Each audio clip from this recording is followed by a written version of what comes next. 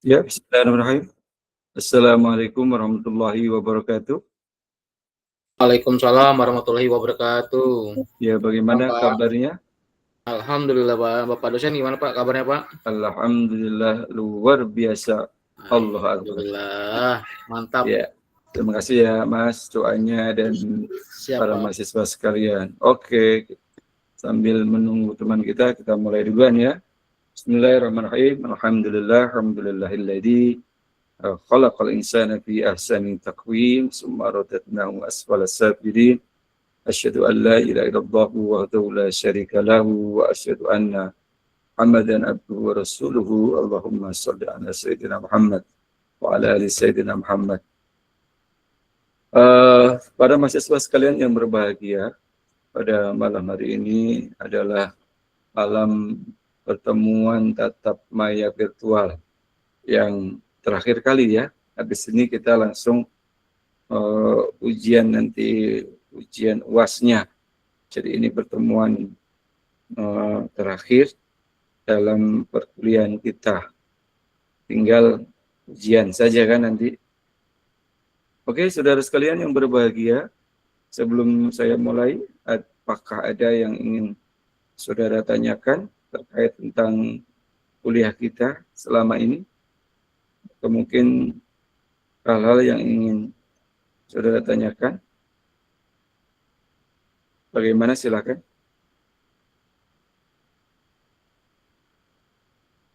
Oke, sambil jalan ya, kita nanti boleh ditanyakan terkait hal yang menyangkut perkuliahan. Saudara sekalian yang berbahagia, sebelum perkuliahan kita mulai, tentu seperti biasa ada foto dulu ya, foto awal perkuliahan. Mohon dibuka kameranya, kita akan screenshot seperti bukti perkuliahan yang sudah saya sampaikan di kuliah online.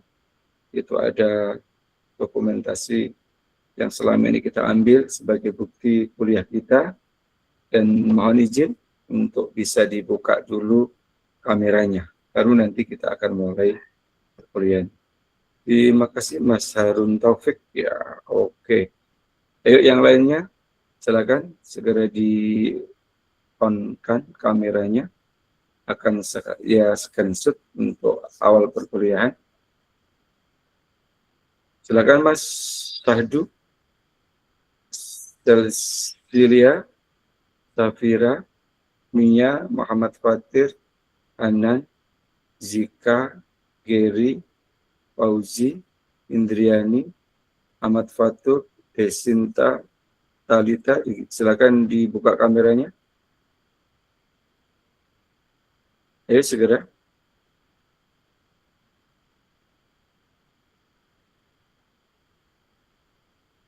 Bagaimana? Baru Mas Harun sendiri nih yang nampak wajah tuh, wajah iyanya, dan yang lain belum dibuka ini. Silakan. Oke, ya, ya Mia lagi tidak bisa dibuka karena masih di jalan. Silakan, Hilmi, Atollah, silakan dibuka kameranya.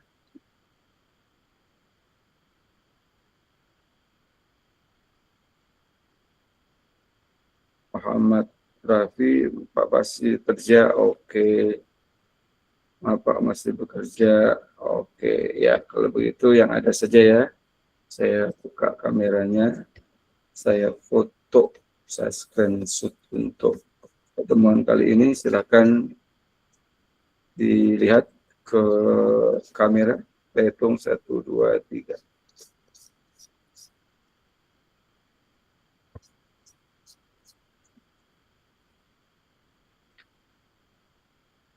Saudara sekalian, pembahasan malam hari ini tentu sudah kita lihat di kuliah online, mungkin saudara sudah membukanya, terkait tentang pernikahan.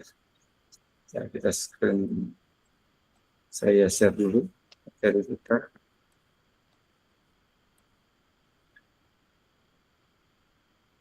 Ya, mengenai membangun keluarga harmonis melalui pernikahan.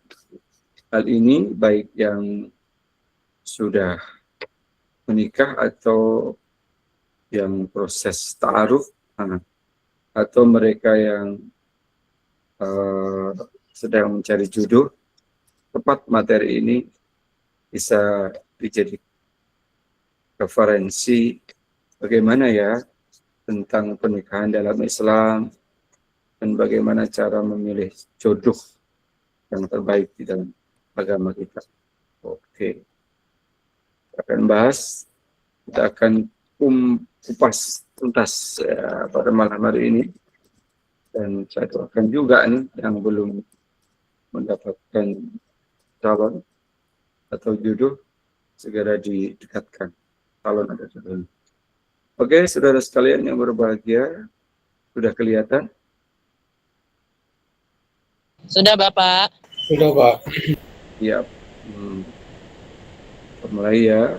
Mari sebelumnya kita berdoa kepada Allah SWT, semoga kita diberikan oleh Allah ilmu yang bermanfaat. Berdoa mulai.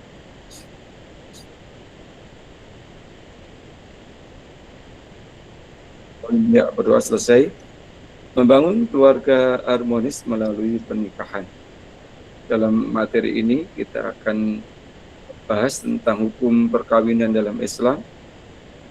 Dari pengertian, ada rukun perkawinan, tujuan dan hikmah membentuk keluarga Islam, larangan perkawinan, larangan apa saja yang dijelaskan dalam Islam, kok pernikahan dilarang, hukum melakukan perkawinan, hukumnya apa saja terhadap kita sebagai seorang muslim, sebagai hamba Allah. Mulai dari dasar hukum, sebagaimana firman Allah SWT dalam Quran surat Az-Zariyat surat ke-51 ayat 49 sebagai berikut. A'udzubillahi minasyaitonirrajim. Bismillahirrahmanirrahim. Wa min kulli syai'in khalaqna zawjayn la'allakum tadhakkarun. Ya, artinya segala sesuatu kami ciptakan berpasang-pasangan agar kamu mengingat kebesaran Allah. Jadi adanya laki-laki, adanya perempuan, adanya siang dan malam, ada langit, ada bumi, ada kesenangan, ada kesusahan, ada gelap, ada terang. Ya. Jadi ketika hari ini, saat ini boleh jadi kita ada yang sudah usia kepala 3, kepala 4, kepala 5, belum menemukan jodohnya, yang kemudian kita menjadi pesimis atau sudah tidak berharap lagi tentang mahligai rumah tangga, maka kita jangan kecil hati. Dari ayat ini kita telah diberikan semangat, motivasi bahwa Allah itu menciptakan pasangan-pasangannya. Insya Allah selama kita mau berusaha, pasti Allah akan menunjukkan pasangan itu sendiri. Itu intinya. Jadi jangan kemudian saya tidak dapat jodoh nih sampai saat ini, sudah semakin tambah usia saya kok belum ditemukan. Tapi pertanyaannya adalah bagaimana usaha saudara? Saudara bisa mendapatkan jodoh, bisa di kampus, bisa di tempat-tempat kerja saudara, di kantor, atau mungkin juga berada di tempat-tempat kajian agama dan lain-lain sebagainya. Karena sesuai dengan apa yang saudara usahakan. Saudara pengen dapat jodoh orang Korea atau orang Cina atau orang Jepang misalkan, karena tertarik dengan budaya mereka. Saya yakin kalau saudara berusaha dengan benar, itu pasti akan ditemukan. Misalkan saudara berusaha belajar bahasanya dulu, lama-kelamaan, akhirnya saudara bisa menjurus kepada ucapan rasa simpati, cinta, peduli, gitu. Lama-kelamaan, maka tumbuhnya yang rasa cinta itu akan berbalas. Dalam bahasa Jawa itu ada peribahasa piting tresno jalaran sokong glibet. Cinta itu tumbuh karena kita ini boleh jadi itu ya, belibet itu apa ya, daya juangnya besar gitu. Ditolak tetap saja kirim surat, tetap saja kirim ucapan-ucapan, tetap saja kirim bunga. Bunganya sih bukan lagi bunga mawar atau bunga apa gitu, tapi bunga deposito ya, deposito. Sebenarnya kita lanjutkan. Dasar hukum perkawinan, dasar hukum yang lain terdapat dalam Quran surat An-Nur surat ke-24 ayat 32 sebagai berikut. A'udzubillahi minasyaitonir rajim. Bismillahirrahmanirrahim. Wa ankihul ayyama minkum was-salihina min ibadikum wa imaikum iyakunu fuqara'a yughnihimullahu min fadlihi wallahu wasi'un alim. Artinya, nikahkanlah orang-orang yang masih membujang di antara kamu dan juga orang-orang yang layak menikah dari hamba-hamba sahayamu, baik laki-laki maupun perempuan. Jika mereka miskin, Allah akan memberi kemampuan kepada mereka dengan karunia-Nya. Allah Maha Luas, pemberiannya lagi Maha mengetahui. Jadi kalau ada seseorang, saya belum siap nikah karena saya masih miskin, jangankan menghidupi orang lain, menghidupi sendiri saja tidak mampu atau belum mampu. Yakinlah pasti Allah akan memberikan jalannya yang kemudian menjadi kita nanti akan dijadikan oleh Allah kecukupan harta dan kecukupan rezeki. Jadi apa artinya? Yakinlah pasti Allah akan memberikan jalan yang disebut dengan rezekinya untuk kita ketika kita sudah niat untuk menikah. Jangan pemahaman tadi itu, saya belum mampu, saya masih miskin gitu. Nunggu kayanya kapan? Ya, kalau sudah punya jodoh, punya calon, maka segeralah untuk menikah dan yakinlah Allah akan mencukupkan terhadap rezeki kita nanti. Allah akan memberikan rezeki yang banyak kepada kita semua. Pengertian perkawinan, bicara tentang perkawinan menurut Undang-Undang Nomor 1 Tahun 1974, perkawinan adalah ikatan lahir batin antara seorang pria dengan seorang wanita. Nah, ikatan itu bukan lahir saja, tapi ada batin. Nah, ini sebagai suami istri dengan tujuan membentuk keluarga atau rumah tangga yang bahagia dan kekal berdasarkan ketuhanan yang Maha Esa. Undang-Undang Nomor 1 Tahun 1974 tentang perkawinan pasal 1. Jadi yang disebut dengan perkawinan itu ikatan lahir batin di antara seorang pria dengan seorang wanita, bukan seorang wanita sama wanita atau pria sama wanita sama pria, tidak. Nah, ini jadi definisi perkawinan dalam Undang-Undang Nomor 1 Tahun 1944 seperti itu. Apabila terjadi perkawinan sejenis, maka tentu menyalahi undang-undang yang terdapat di dalam Undang-Undang Nomor 1 Tahun 1974. Dan di negara kita tidak ada legalitas terhadap pernikahan sejenis ya. Kalaupun ada yang memaksakan terhadap hal ini, jadi pernikahannya tidak di negara kita. Dan kita bersyukur tentunya jangan sampai terjadi pernikahan-pernikahan yang sejenis yang mereka mengatasnamakan hak asasi manusia ingin meminta dilegalkan. Jelas itu menyalahi. Karena sejarah telah membuktikan bagaimana kaum Sodom itu yang kemudian dilaknat oleh Allah Subhanahu wa taala. Nauzubillah min dzalik. Kemudian yang kedua, menurut kompilasi hukum Islam, perkawinan menurut hukum Islam adalah pernikahan yaitu akad yang kuat, yaitu misakon golizon, untuk mentaati perintah Allah dan melaksanakan merupakan ibadah. Jadi pernikahan itu adalah salah satu cara kita untuk mentaati perintah Allah dan apa yang kita lakukan itu menjadikan ibadah bagi kita. Menurut ulama Syafi'iyah, nikah adalah akad yang menjamin kepemilikan untuk bersetubuh dengan menggunakan lafaz nikah atau tajwiz. Maka kalau kita lihat dalam ijab qabul itu kan saya nikahkan dan saya kawinkan gitu, bunyinya kan begitu. Ini pemahaman pernikahan menurut Pak ulama Syafi'iyah, Imam Syafi'i tentunya. Nah, di dalam pernikahan ini sendiri ada rukun perkawinan atau pernikahan. Rukun berarti sesuatu yang harus ada dalam pernikahan itu. Di antaranya ada calon mempelai laki-laki, ada calonnya ya.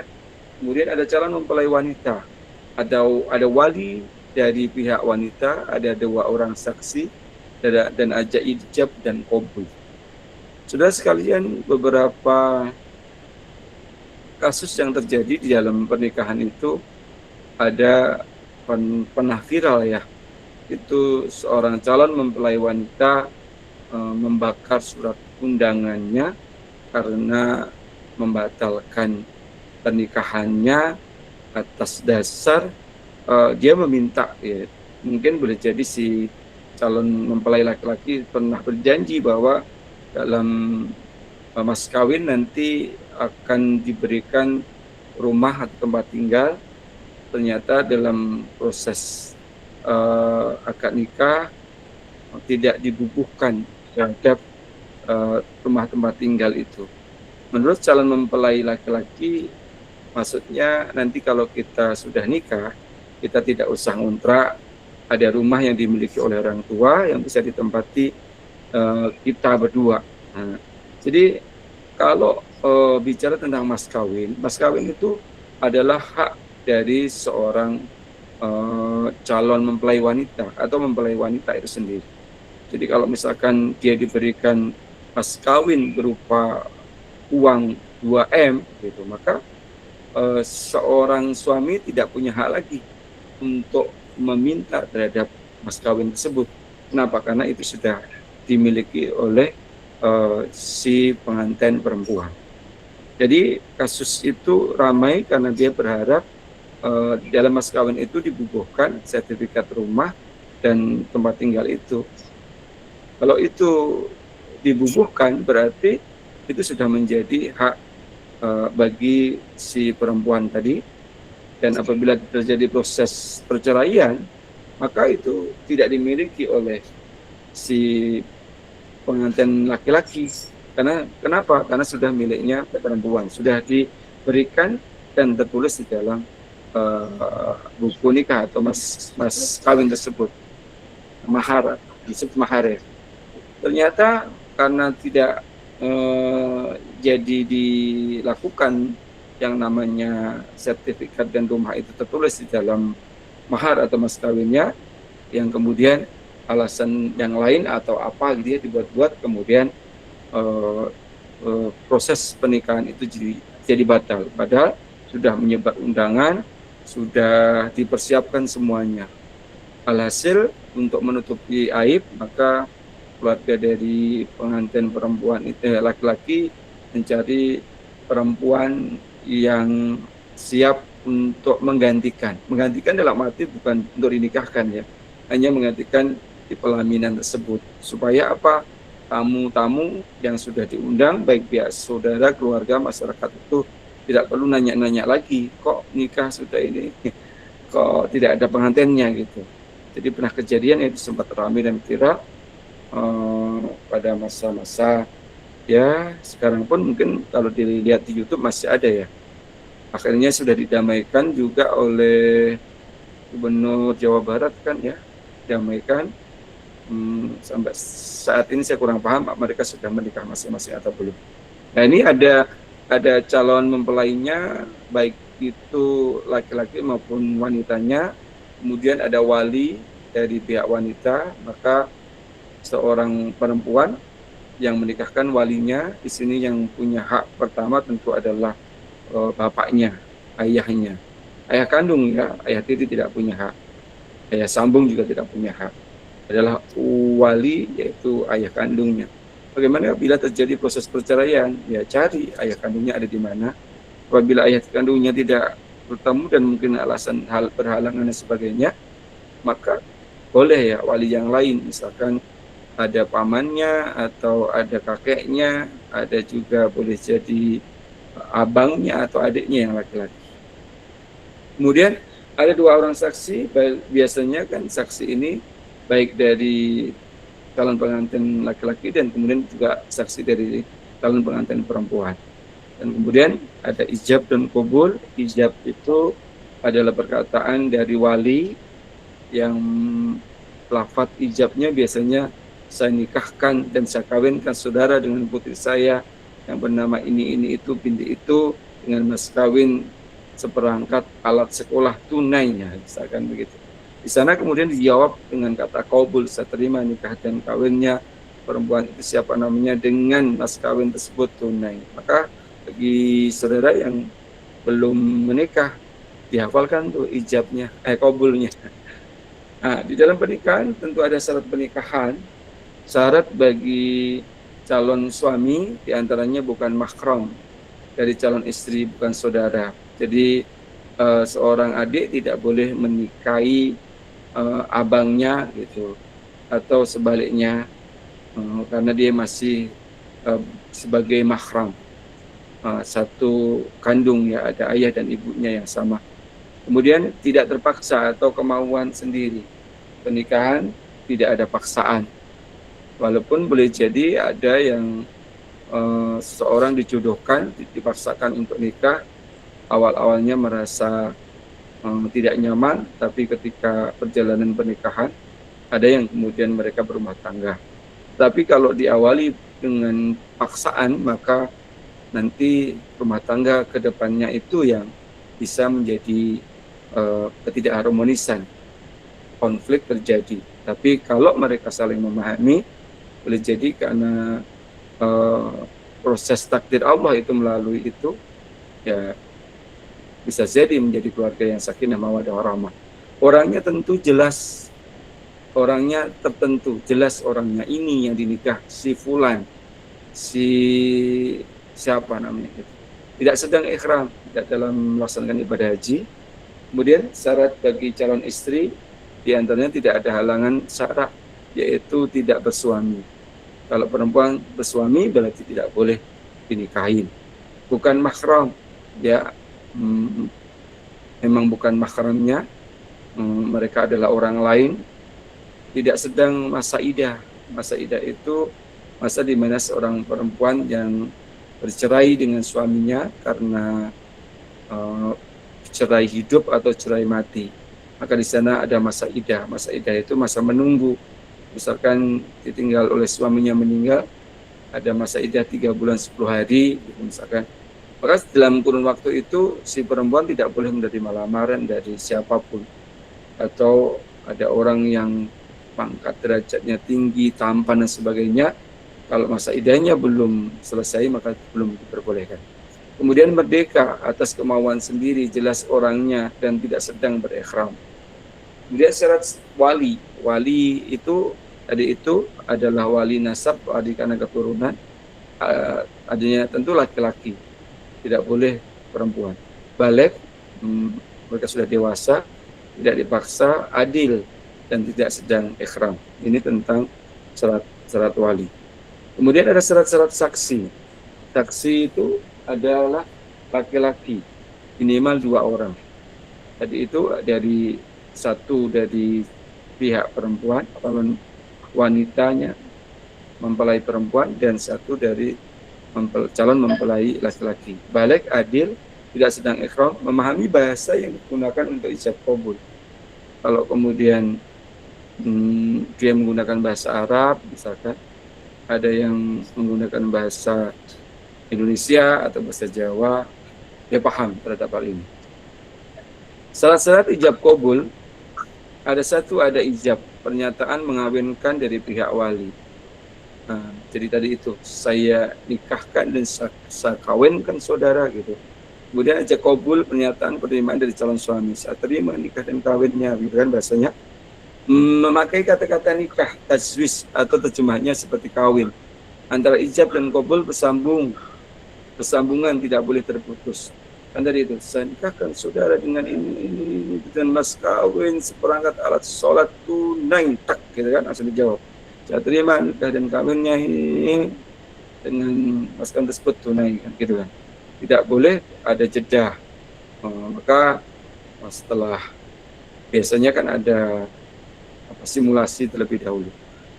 Antara ijab dan qabul jelas maksudnya. Orang yang terkait ijab dan qabul tidak sedang dalam keadaan haji dan umroh, majelis ijab dan qabul itu harus dihadiri minimal 4 orang, yaitu ada calon mempelai pria, ada atau wakilnya, wali dari calon mempelai wanita, ada walinya, dan 2 orang saksi. Biasanya pernikahan calon mempelai wanita itu diasingkan dulu sebelum ijab qabul selesai, belum diperlihatkan. Setelah ijab qabul selesai baru kemudian diperlihatkan. Kemudian hikmah pembentukan keluarga dalam Islam. Ternyata dalam pernikahan itu ada beberapa hikmah yang kita harus tahu. Di antaranya adalah pernikahan itu untuk menghindari perzinahan. Wala taqrabuz zina innahu fahisyatun wa sa'a sabila. Dan janganlah engkau mendekati zina. Jadi para mahasiswa sekalian, yang mana apabila kita sudah punya calon dan yakin calon itu akan menjadi pendamping kita, maka tidak dibenarkan kemudian hampir setiap hari kita bertemu, jalan gitu, atau mengantarkan kemana-mana sementara kita bukan siapa-siapa. Nah, untuk menghindari itu atau menghindari sangkaan yang tidak baik dari masyarakat yang lihat kita, maka lakukanlah pernikahan. Jangan sampai menimbulkan yang disebut dengan perzinahan tadi. Ada karena melihat zina pandangan kita, telinga kita, mata kita, hidung kita, kaki kita, tangan kita, itu bisa terjadi. Belum adanya akad ijab dan qabul atau rukun nikah terpenuhi, sudah saling mohon maaf melakukan yang dilarang di dalam agama. Ini yang tidak dibenarkan.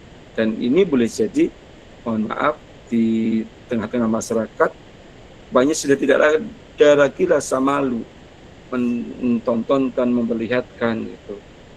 Bahkan saya secara pribadi tidak setuju apabila misalkan saudara sudah punya calon belum nikah, untuk diundang oleh teman saudara yang melangsungkan pernikahan, saudara datang dengan pasangan dengan bangga sekali gitu, padahal belum ada ijab dan qabul atau yang disebut dengan rukun pernikahan. Maka ya malulah kita menampakkan kita datang ke sana dengan orang yang masih calon ya, bukan milik kita, boleh jadi sudah mengekang, boleh jadi sudah mengontrol, membatasi diri untuk tidak kenal dengan laki-laki lain misalkan, sementara kita baru pacaran misalkan. Maka segeralah untuk menikah, untuk menghindari perilaku perzinahan itu, mendapatkan keturunan. Jadi ternyata nikah itu ingin mendapatkan keturunan yang jelas. Kemudian nikah itu melindungi wanita. Banyak kasus terjadi, mahasiswa juga ada, masyarakat umum juga ada, pergaulan yang bebas yang mengakibatkan rusaknya akhlak mereka. Tentu wanita yang menjadi korban, sehingga ada laki-laki yang tidak bertanggung jawab terhadap kehamilan seorang wanita karena perilaku maksiat yang dipeliharanya. Yang keempat, menciptakan persaudaraan baru. Dengan nikah itu akan membangun persaudaraan. Akhirnya kita kenal keluarga dari istri kita, saudaranya siapa saja, akhirnya kenal, dan lain sebagainya. Kemudian hikmah pembentukan keluarga dalam Islam. Yang pertama, menghindari perzinahan. Perkawinan dapat menghindari perzinahan. Larangan berzina terdapat dalam Quran surat Al-Isra ayat 32. A'udzubillahi minasyaitonirrajim. Bismillahirrahmanirrahim. Wala taqrabuz zina innahu kana fahisyatan wa sa'a sabila. Dan janganlah kamu mendekati zina, sesungguhnya zina itu adalah perbuatan yang keji dan jalan yang buruk. Para dokter telah sepakat bahwa perzinahan itu menyebabkan penyakit-penyakit kotor seperti sifilis, raja singa, gonor atau kencing nanah, HIV, AIDS, AIDS. Nah ini. Jadi naudzubillah min dzalik, apabila terjadi perilaku-perilaku yang disebut ini tentang perzinahan itu, maka muncullah beberapa penyakit akibat dari perilaku seks bebas dan sebagainya. Yang kedua, pernikahan itu adalah mendapatkan keturunan. Quran surat An-Nisa ayat 1, A'udzubillahi minasyaitonirrajim, Bismillahirrahmanirrahim. Ya ayyuhan nas ittaqu rabbakumul ladzi khalaqakum min nafsin wahidatin wa khalaqa minha zawjaha wa bassa minhuma rijalan katsiran wa nisaa'a wattaqullaha alladzi tasaaluna bihi wal arham innallaha kana 'alaikum raqiba. Hai sekalian manusia, bertakwalah kepada Tuhanmu yang telah menciptakan kamu dari seorang diri, dan daripadanya Allah menciptakan istrinya, dan daripada keduanya Allah mengembangbiakkan laki-laki dan perempuan yang banyak. Dan bertakwalah kepada Allah dengan menggunakan namanya, kamu saling meminta satu sama lain. Sesungguhnya Allah selalu menjaga dan mengawasi kamu. Ya, jadi menikah itu mengembangbiakkan laki-laki dan perempuan dari 1, 2, kemudian menjadi 10 dan seterusnya.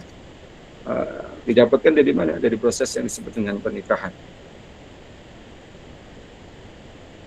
Ini sebagai pemimpin melindungi seorang istri telah dijelaskan dalam Quran firman Allah An-Nisa ayat 34, yang artinya kaum laki-laki itu adalah pemimpin bagi kaum wanita.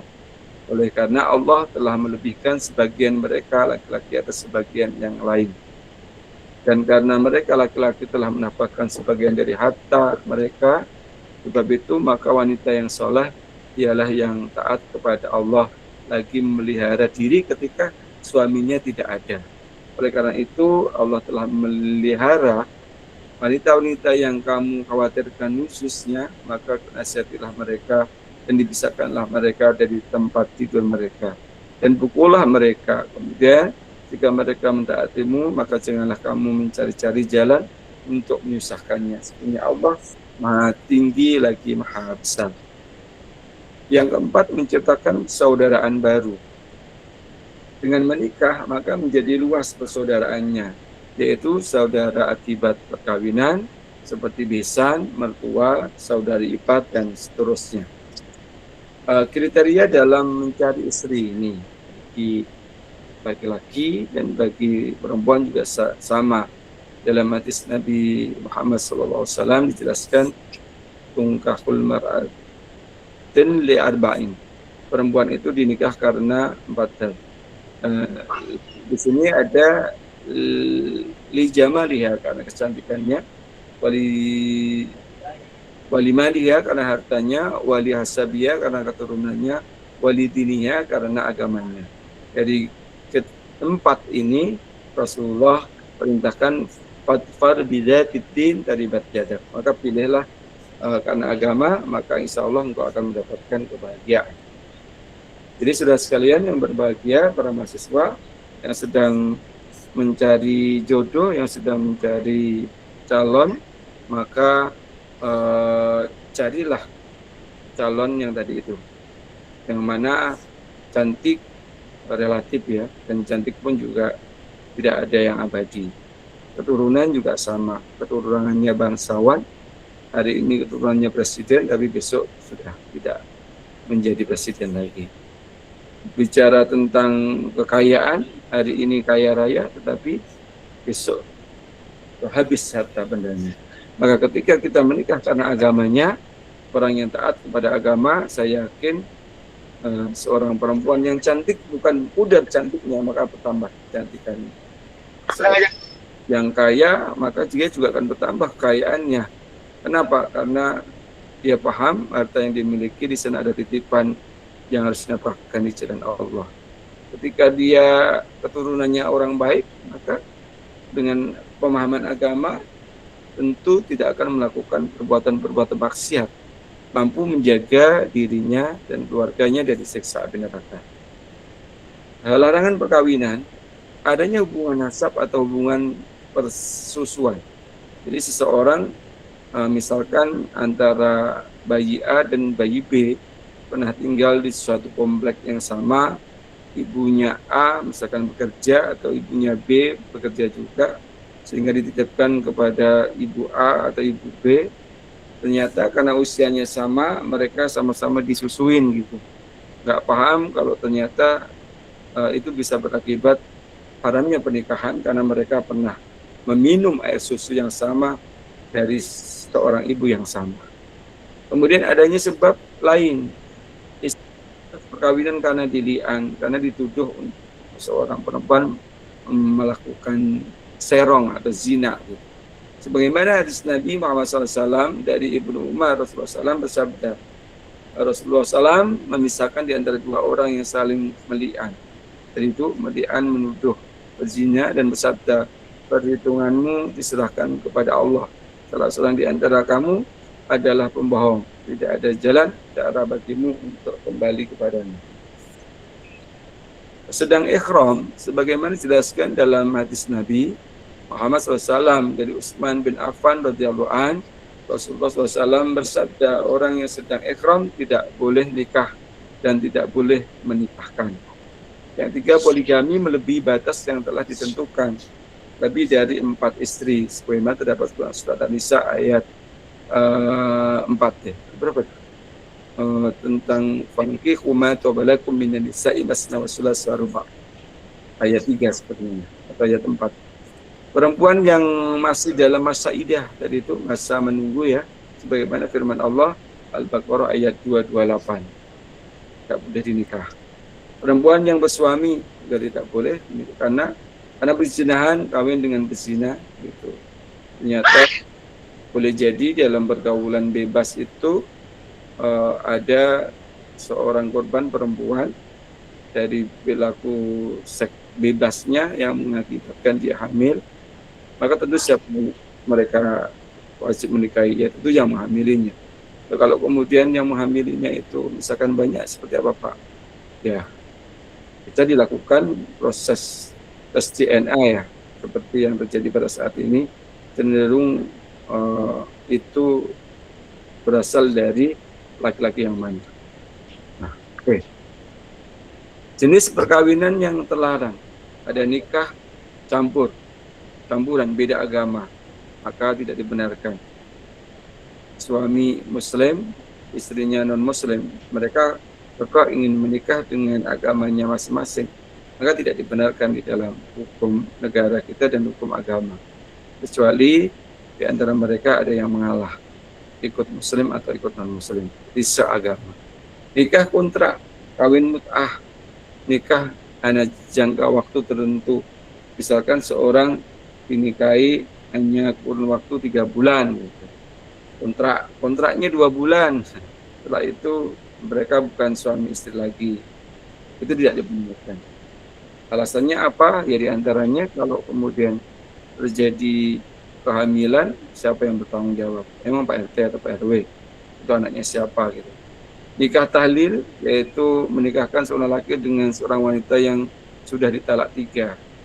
Jadi dalam hal ini ada yang namanya talak yang disebut dengan perceraian di antara mereka. Ucapan saya ceraikan kamu, ucapan itu yang punya hak adalah suami bukan istri. Seorang istri dalam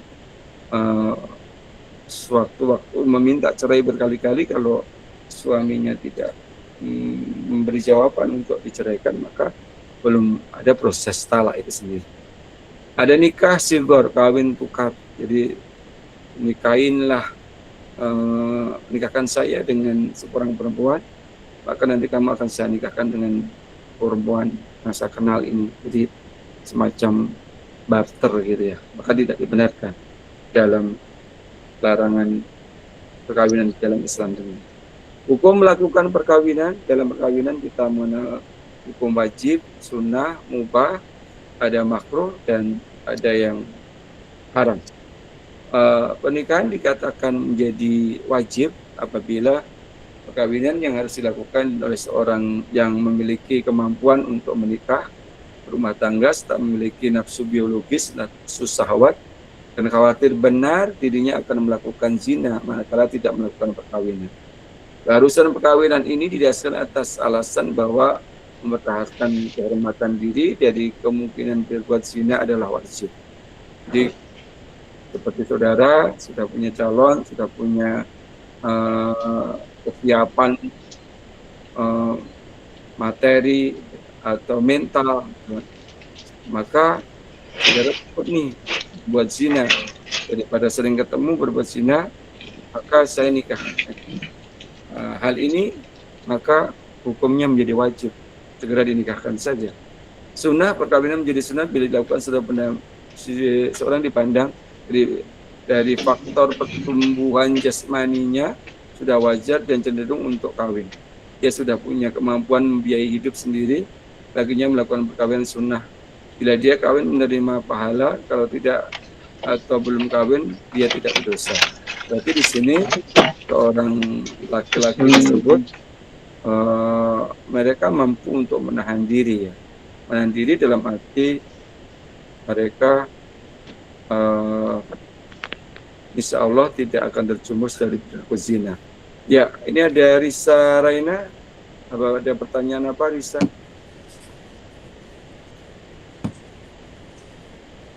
Apakah ada pertanyaan, Risa? Risa Raina? Tidak ada. Pencet mungkin? Pencet, Kak, maaf. Oke. Ya, kita lanjutkan. Jadi hukum sunnah ini apabila seorang mampu menahan hawa nafsunya, ya. Sudah punya calon, sudah punya kemampuan, tapi dia mampu untuk menahan diri dari berbuat maksiat. Kemudian ada ibahah atau mubah, kebolehan perkawinan yang dilakukan tanpa ada faktor-faktor yang mendorong, memaksa atau menghalang-halanginya. Dan ibahah ini adalah pada umumnya terjadi di tengah-tengah masyarakat luas, dan oleh kebanyakan ulama menyatakan sebagai hukum dasar atau hukum asal nikah. Hukum asal nikah itu adalah boleh, yang disebut dengan mubah. Bagaimana kalau ada laki-laki atau perempuan tidak mau menikah? Ya silakan saja, karena merasa pernah disakiti oleh perempuan atau laki-laki yang kemudian menganggap laki-laki atau perempuan itu pasti akan melakukan perilaku yang sama, sehingga dia trauma terhadap itu. Tetapi dalam hadis Nabi Muhammad SAW jelaskan, an-nikahu sunnati faman raghiba an sunnati falaysa minni. Nikah itu adalah sunnahku, barang siapa yang tidak menikah berarti dia bukan umat Nabi, gitu. Mau kita seperti itu kan. Kemudian ada makruh perkawinan, hukumnya makruh bagi orang-orang yang mempunyai kemampuan untuk melakukan perkawinan, juga cukup mempunyai kemampuan untuk menahan diri sehingga tidak memungkinkan dirinya tergelincir berbuat zina, sekedarnya tidak kawin. Hanya saja orang ini tidak mempunyai keinginan yang kuat untuk dapat memenuhi kewajiban suami istri yang baik. Nikah yang bisa menjadi makruh bagi orang yang mampu dari segi materi tapi lemah secara batin. Jadi mungkin laki-laki ini punya penyakit, diantaranya seperti lemah syahwat dan tidak mampu memberikan nafkah kepada istrinya, walaupun tidak merugikan istri karena ia kaya, dia secara jasmaninya terpenuhi, tetapi batinnya enggak gitu. Kalau seorang istrinya ridho, ya silahkan terhadap nikah dengan laki-laki yang tadi itu misalkan lemah syahwat dan sebagainya, berpenyakit gitu. Kemudian haram tentunya pernikahan ini menjadi haram apabila pernikahan dalam hal ini tujuan untuk menganiaya, menyakiti, muhrim tadi itu perempuan muslim dikawinkan dengan laki-laki non muslim juga haram. Begitu pula larangan untuk poliandri. Nah, kalau laki-laki tadi ada poligami, maka kalau perempuan yang punya suami lebih dari satu namanya poliandri. Tidak dibenarkan di dalam ajaran agama yang disebut dengan nikah haram. Tapi laki-laki menikah dengan perempuan yang lebih dari satu itu tidak apa-apa di dalam ayat Al-Quran yang menjelaskan tadi. Nikahlah perempuan 1, 2, 3 atau 4. Maksimalnya adalah 4. Kemudian ada perempuan ingin menikah lebih dari satu dan disebut dengan poliandri, maka tidak dibenarkan. Apa yang menyebabkan tidak dibenarkan, yang menyebabkan diharamkan, ya tentunya akan merusak yang disebut dengan keturunannya. kira-kira siapa yang keturunan dari si A atau dari B atau di C atau D gitu. Walaupun sekarang ada tes DNA yang menunjukkan ke arah kecenderungan terhadap anak siapa itu. Nah ini tentang perkawinan sudah saya sampaikan, ini sudah selesai. Silakan apabila ada yang ingin bertanya atau mungkin ada pengalaman tentang pernikahan, monggo silakan.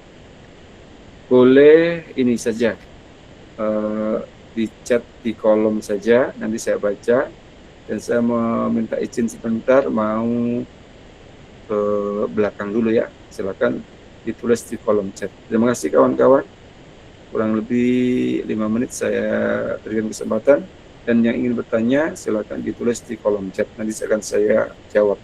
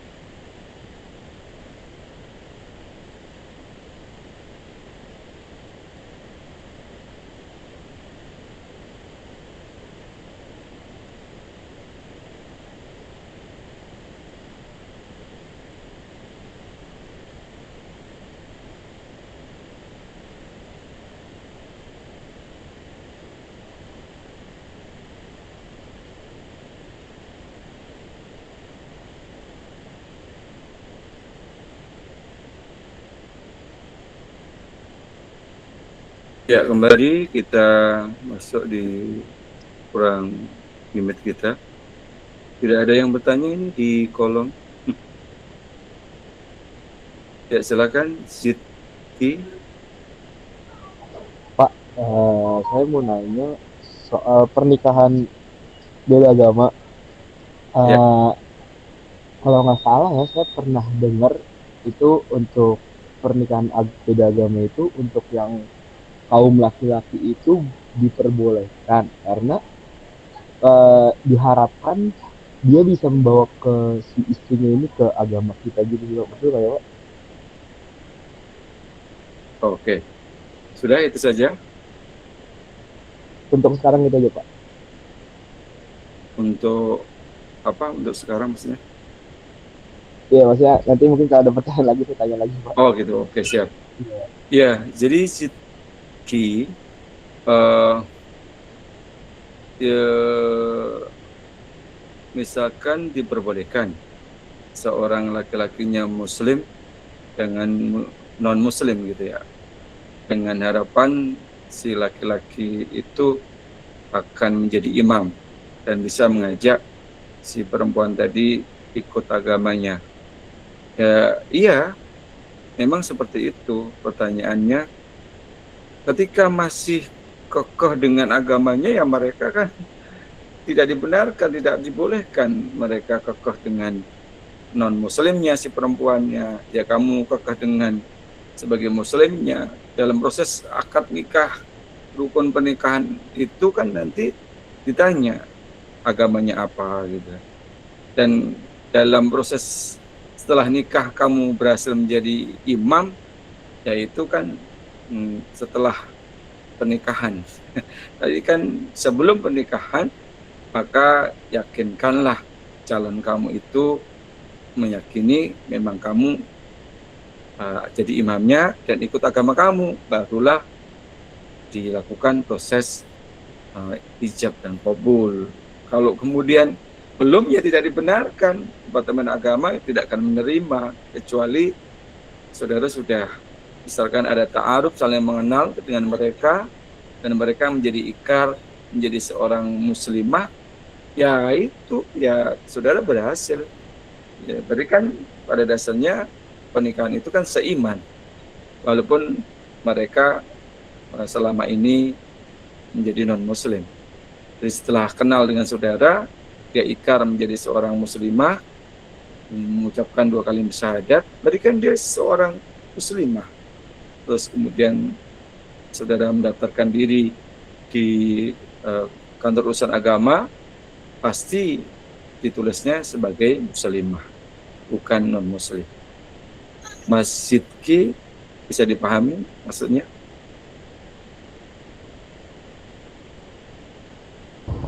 Bisa Pak. Ya. Jadi kalau sejak awal masih kokoh dengan agamanya masing-masing, ya tidak bisa. Nah, apalagi misalkan yang laki-laki non-muslim, yang perempuan muslimah, ada cara-cara, mohon maaf ya, yang tidak tidak baik ya, tidak bagus. Misalkan seorang muslimah kenal dengan non-muslim, seorang laki-laki ya, non-muslim gitu, dia janji banget nih, pokoknya nanti saya nikah secara muslim dah. Akhirnya pernikahan itu dilakukan gitu. Sudah beranak pinak gitu kan, ternyata dalam perjalanannya dia kembali kepada agamanya, agama nenek moyang dia gitu misalkan, sehingga dengan membawa anak-anak mereka ikut agama ayahnya misalkan, karena dia merasa sebagai seorang pemimpin, maka kembali yang jadi korban siapa? Perempuan. Sudah ngorbanin, katanya dia akan ikrar setia menjadi muslim, ternyata hanya ingin mengelabui, mendapatkan seorang perempuan tadi yang kemudian mengajak lagi anak-anaknya mereka kembali kepada agama awalnya. Nah, ini perempuan menjadi korban lagi. Ya, silakan yang lain, atau Mas Zidki masih ada pertanyaan lagi, silakan. Ya, silakan Mas Zidki.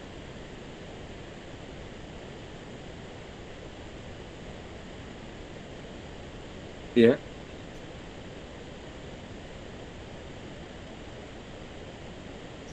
silakan yang mau bertanya. Saya Pak, mau Pak. Mas Gary, silakan. Pak, sebenarnya jodoh itu takdir apa bukan Pak? Misalnya kalau emang seandainya takdir, Pak, kan banyak di zaman sekarang tuh orang yang nggak, maksudnya yang belum nikah gitu. Menurut Bapak sendiri gimana tuh Pak? Ya, jadi dalam takdir Allah itu kan ada jenis kelamin, ya kan, kaya miskin, jodoh, gitu kan. Itu sudah ditakdirkan oleh Allah Subhanahu Wa Taala. Ketika ada orang yang tidak mau nikah seumur hidup, gitu kan, alasan mungkin pernah dikecewakan atau seperti apa, maka dalam hal ini ya hak mereka. Tapi terhadap jodoh itu adalah takdir Allah. Ketika Mas Gary berdiam diri, tidak mau mencari, ya tidak akan ketemu lah. Jadi takdir itu terkait tentang sebab akibat juga. Sebab kita berusaha, akhirnya ketemu jodohnya. Gitu. Sebab kita nggak mencari, ya nggak ketemu jodohnya. Maka carilah jodoh itu seperti yang diajarkan tadi, karena cantiknya, karena kayanya, karena keturunannya, tapi kata Nabi, pilihlah karena agama. Jadi begitu. Ibadah yang paling enak itu kan tidak ada lain dan tidak ada bukan kecuali nikah. Ibadah haji capek, biayanya mahal, sholat juga capek, puasa apalagi berlapar-lapar gitu kan, haus. Tapi nikah ini, wah, saudara memuji istri saudara pahala, mencium istrinya pahala, ngasih nafkah anak istrinya pahala. Ya, siapa tahu kita bisa masuk surga karena adanya istri atau suami. Surganya istri di mana? Di suami. Taat kepada suami mendapatkan surganya. Dalam pemahaman taat yang baik ya. Kalau suaminya nyuruh kemaksiatan tentu harus kita tolak itu. Mas siapa ya? Gary ya? Saya Pak, Gary Pak. Iya, jadi gitu Mas Gary. Jadi contohnya gini, Allah mentakdirkan kita tentang kematian. Nah, kematian. Tetapi kan juga akibat kita OD, overdosis, harusnya takdir Allah itu kita masih berusia panjang. Karena kita OD, minum minuman keras dan sebagainya, mabuk-mabukan, ya boleh jadi akhirnya timbulnya penyakit dan sebagainya. Ada yang dipahami begini, saya ini tidak akan mati walaupun saya terlindas kereta api. jadi karena saudara menghadang kereta api yang cepat perjalanannya, ya matilah. Walaupun Allah mentakdirkan akan kematian kita pada usia 50 tahun misalkan. Tapi karena kita sendiri tadi itu memegang api yang panas, ya kepanasan dan sakit. Jadi bukan berarti kita memahami kalau Allah mentakdirkan saya lulus S1 dari Undira, saya tidak aktif kuliah, ya nggak dapat nilai, ya kan, nggak ikut ujian, ya dan nggak dapat nilai. Jadi al-insanu bitakrir wallahu bitakdir. Manusia itu berusaha dan Allah lah yang menentukan. Saudara berusaha mencari jodoh orang Korea, ya dengan apa? Belajar bahasa Korea, akhirnya kenal di media massa, bisa ngomong bahasa Korea, akhirnya ketemu jodohnya. Karena apa? Karena usaha yang kita lakukan. Tetapi ketika saudara diam diri, tidak mau berusaha, tidak mau bekerja, tidak mau ikhtiar dalam bahasa kita, jadi ya tidak akan ketemu itu, Mas Gary. Jadi tidak boleh pasrah. Kalau memang temukan jodoh saya pasrah saja. Saya duduk di rumah dengan manis, ya nggak bisa. Ya harus berusaha. Ya Mas, silakan. Ya baik Pak. Terima kasih Pak. Iya. Ayo yang perempuan, yang perempuan, yang yes, Zidki masih tanya, silakan Zidki. Makasih Pak, tadi sorry Pak ada gangguan di kantor Pak. Saya mau nanya Pak, di tadi kan pertanyaan saya kan kasusnya adalah Sebentar, pelan-pelan, pelan-pelan, pelan-pelan. Oke, saya mau nanya di sini kan kalau misalnya tapi pernikahan pertama pas pernikahan itu agama kita Islam berdua lah perempuan dan lakinya, tapi pas sudah menikah di salah satu dari kita ini memilih untuk pindah agama Pak, itu bagaimana ya Pak? Ya, oke. Jadi sudah nikah secara seiman ya. Seiman ini bisa juga si Jidki ikut non-muslim juga bisa juga. Sama-sama non-muslim kan seiman. Diperbolehkan nggak pernikahannya? Boleh, seiman. Sama-sama non-muslim. Atau sama-sama muslim. Diperbolehkan nggak? Boleh, karena mereka sama-sama Islam. Dalam perjalanannya ternyata pasangan kita kembali kepada agamanya, misalkan kembali non-muslim, dan kita ingin menyelamatkan pernikahan kita, sementara istri kita tetap kekeh kembali non-muslim, maka pernikahannya batal, Mas. Jadi bagaimana tentang hubungan suami istri dengan batalnya pernikahan? Ya, jadi menjadi haram, karena kan tidak diperbolehkan nikah beda agama. Setelah perjalanan itu dia kembali ke agama non-muslim, berarti saudara tidak sah berhubungan suami istri, dan saudara melakukan hubungan suami istri itu haram karena mereka berbeda agama kita, keyakinan kita.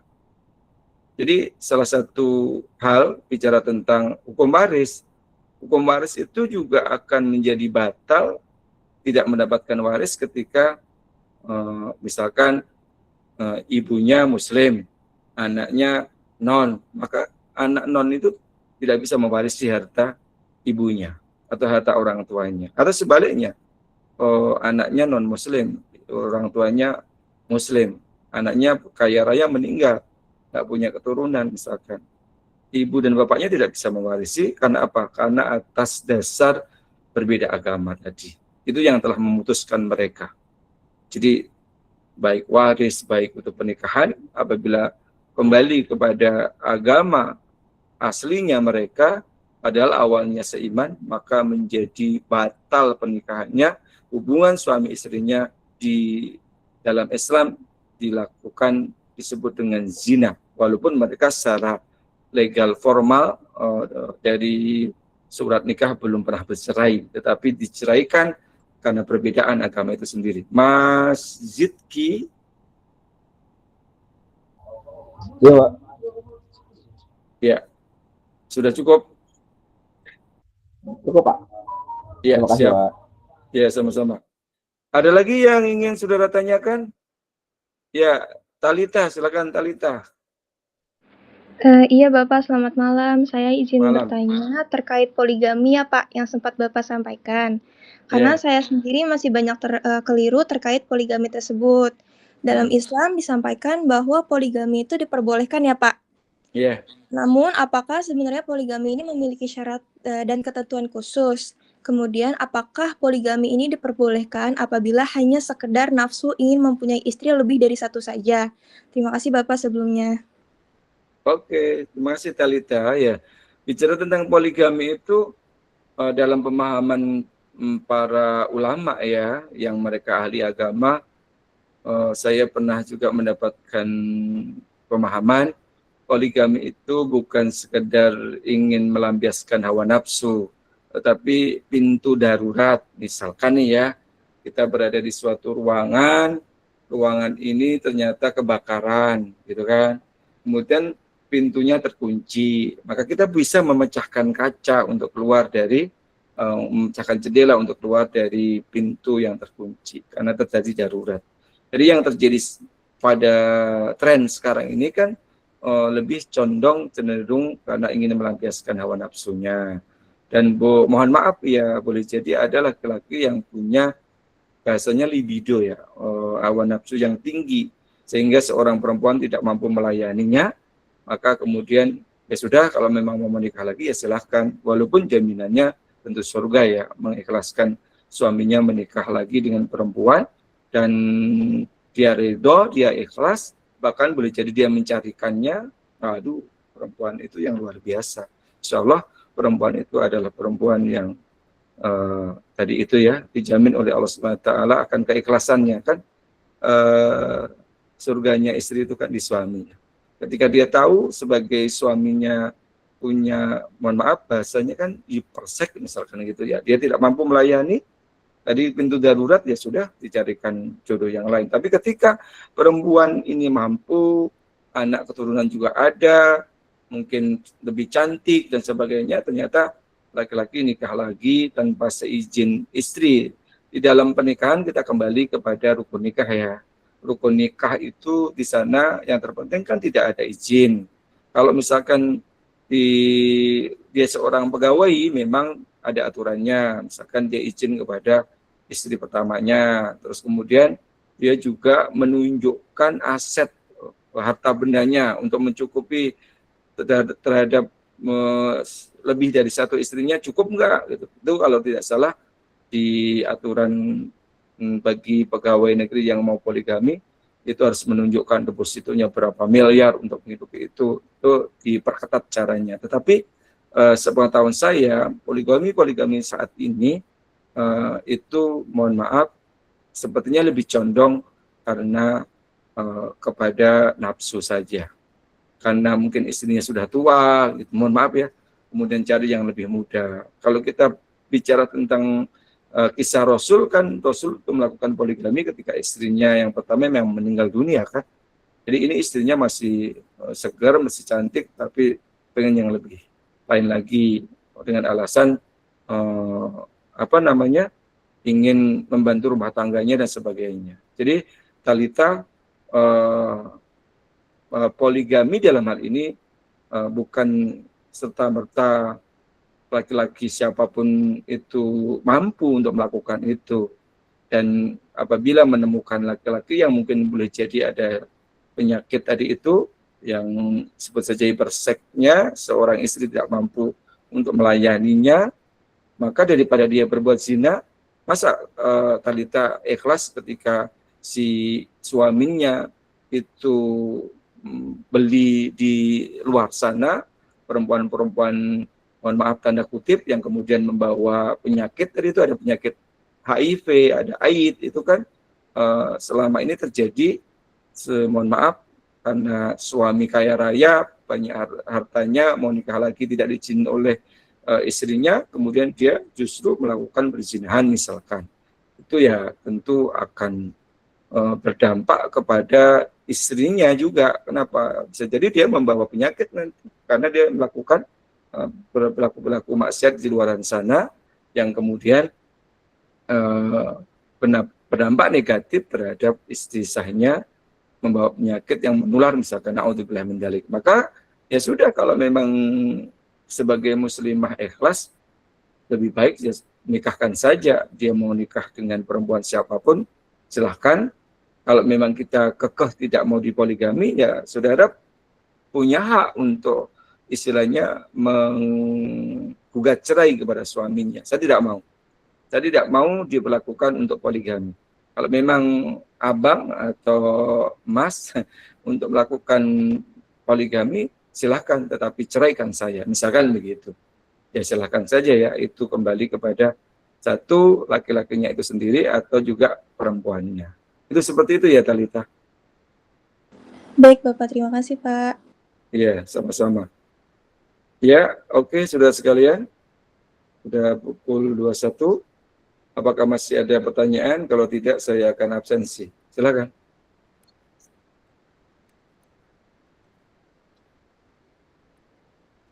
Tak absen ya. Mohon izin untuk dibuka kameranya. Kita kembali di Dia absen biar kelihatan wajah dua JIA-nya yang hadir pada malam hari ini siapa saja.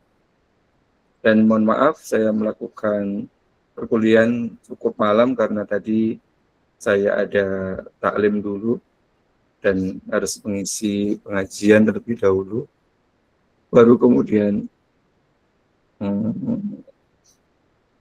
mengisi perkuliahan ini. Kita mulai dulu ya. Silakan dibuka kameranya. Bagi yang masih tidak keberatan atau tidak sedang bekerja atau dan sebagainya.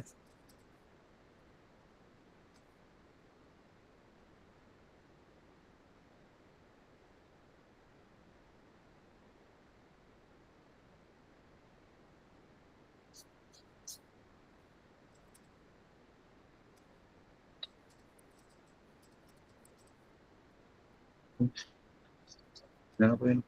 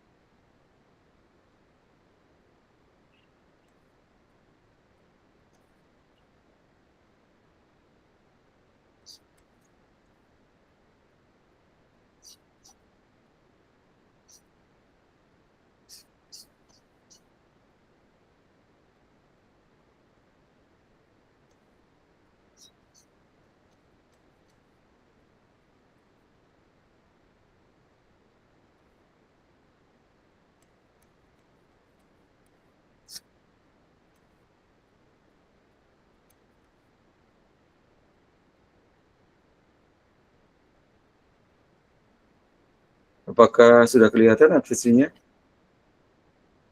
Sudah, Pak. Sudah, Pak, sudah.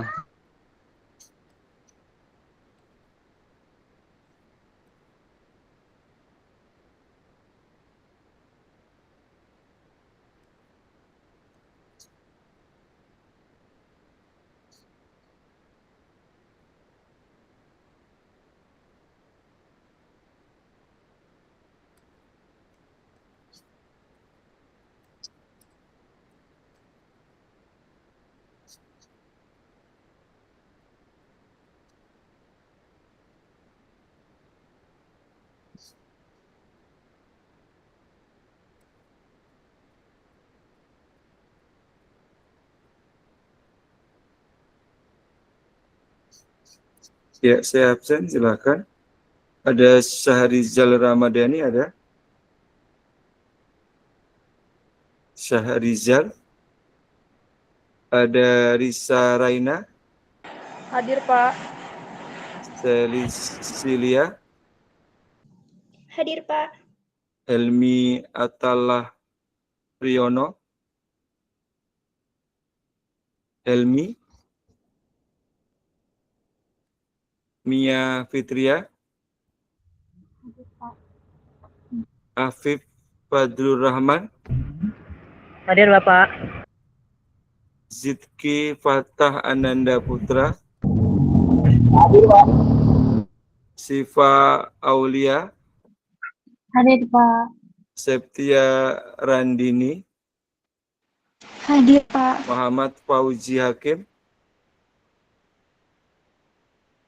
Andes. Hadir, Pak. Andes Putra Rahmatara. Hadir. Desinta. Hadir, Pak. Muhammad Harun Taufik. Hadir, Pak, hadir. Safira Rafelia. Hadir, Pak. Naufal Rafif Taqiuddin Sulaiman.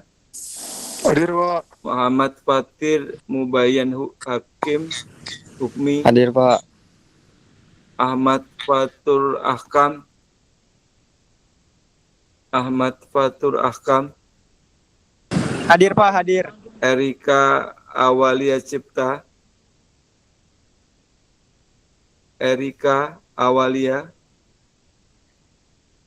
Muhammad Rafli Ramadan.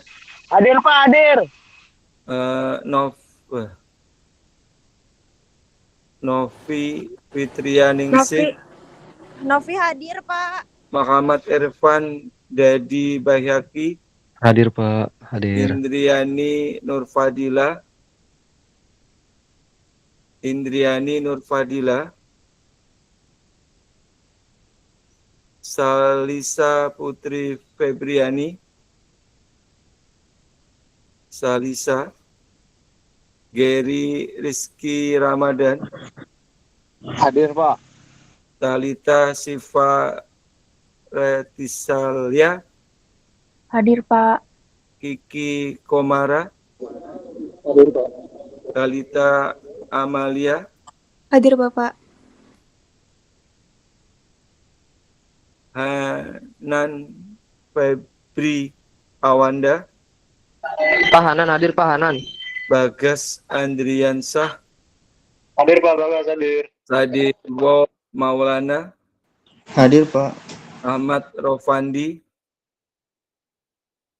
Ahmad Rofandi. Sahidu Tiriawan. Hadir, Pak, hadir. Zika Alia. Hadir, Pak. Noval Kurnia Sonjaya. Hadir, Pak, hadir. Prasetyo Arif Nugroho. Hadir, Pak, hadir. Adelia Dias Mega Rizky. Hadir, Bapak. Nofriadi Fauzan. Hadir, Pak. Hadir. Asma Maisaroh. Hadir, Pak, hadir. Oke, siapa yang belum dipanggil? Helmi Pak hadir, Pak. Siapa? Helmi Ataullah. Sebentar ya. Helmi, sebentar.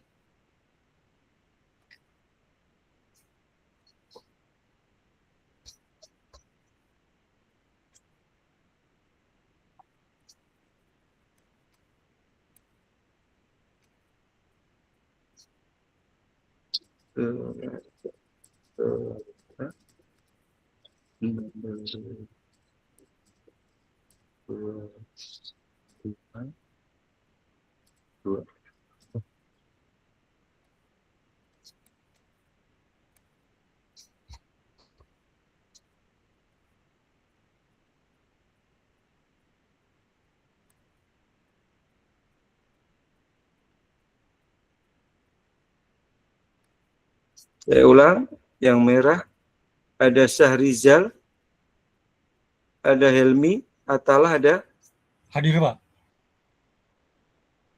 ada Mia Fitria, Hadir, Pak.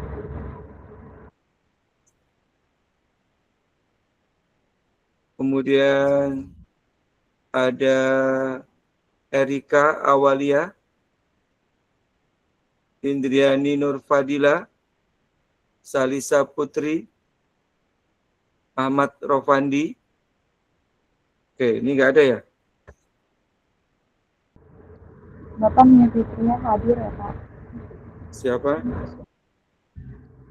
Mia Fitria. Mia Fitria.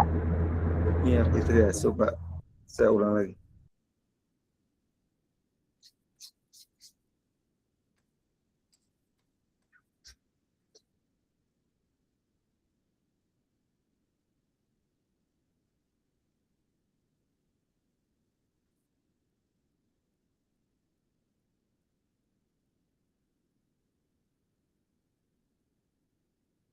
Syahrizal, yang merah ya.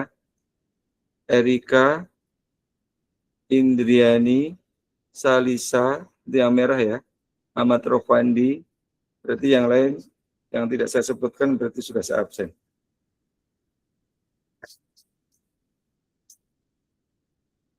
Oke, saudara sekalian yang berbahagia, malam hari ini sudah berakhir pertemuan perkuliahan kita. Terima kasih ya atas perhatiannya dan mohon maaf mengganggu waktu malamnya. Apabila tidak ada pertanyaan dan untuk kisi-kisi soal nanti kita informasinya di kolom Google Chat saja ya. Sukses buat saudara sekalian, selamat istirahat dan kita tutup dengan baca hamdalah. Alhamdulillahirabbil alamin. Mohon maaf lahir batin. Assalamualaikum warahmatullahi wabarakatuh. Waalaikumsalam, Bapak. Terima kasih. Terima kasih Pak dosen. Ya, Terima kasih Bapak. sama-sama. Terima kasih. Selamat rehat.